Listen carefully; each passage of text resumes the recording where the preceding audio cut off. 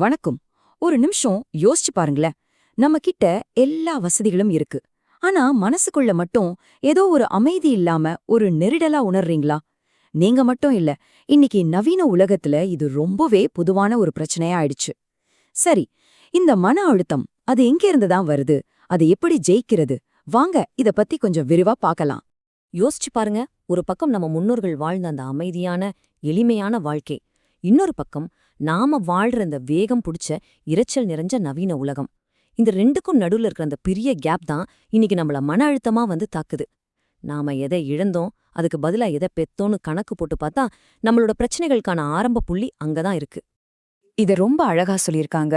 இன்றைய மனிதன் வசதிகளில் பணக்காரன், ஆனா அமைதியில ரொம்பவே ஏழை. இதுதான் நம்ம காலத்தோட மிகப்பெரிய முரண்பாடு இல்லையா?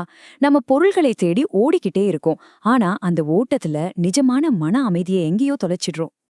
அப்போ இதுக்கு தீர்வு எங்கதான் இருக்கு? நம்ம கையில இருக்கிற பொருட்கள்ல இல்ல, நாம வாழ்ற விதத்துல தான் இருக்கு.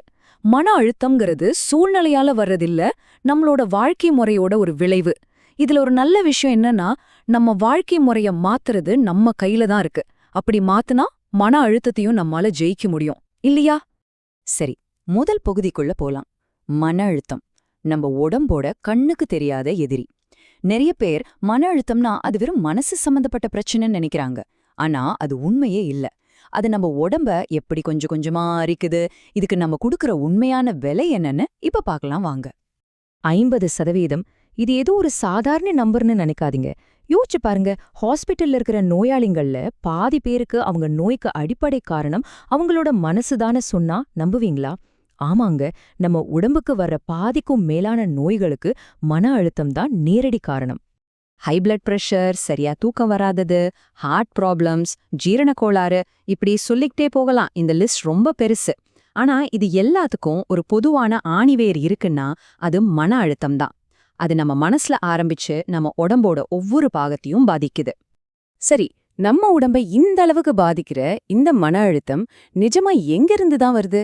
அதோட மூல காரணத்தை கண்டுபிடிச்சாதானே அதுக்கு ஒரு தீர்வு காண முடியும். வாங்க பார்க்கலாம். இப்போ இரண்டாவது பகுதிக்கு வந்திருக்கோம். இந்த அழுத்தத்துக்கான உண்மையான காரணங்கள் என்ன? பொதுவா மன அழுத்தத்தோட மூலத்தை 2 வகையா பிரிக்கலாம்.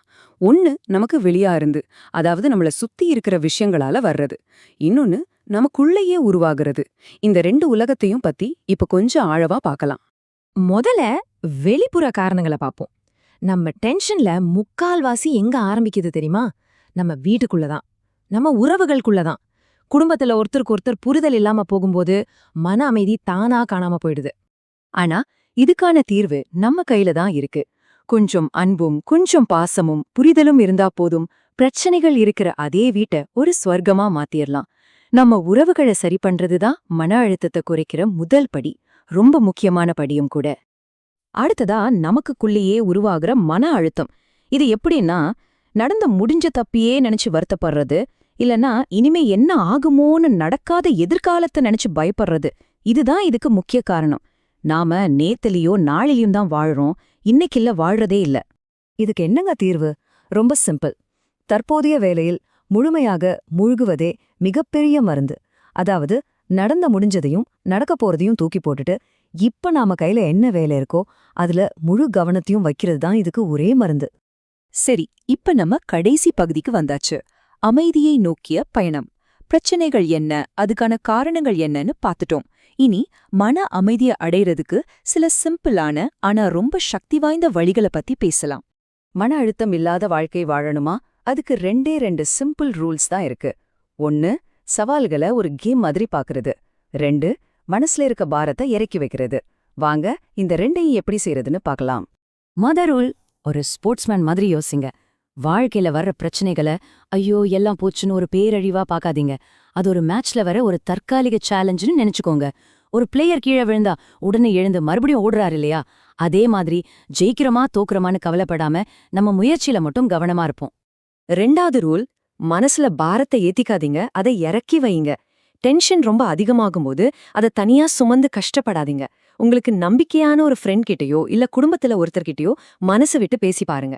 பாரத்தை பகிர்ந்துகிட்டா அதுல பாதி குறைஞ்சிடும்னு சொல்வாங்க இல்லையா? அது நிஜம்.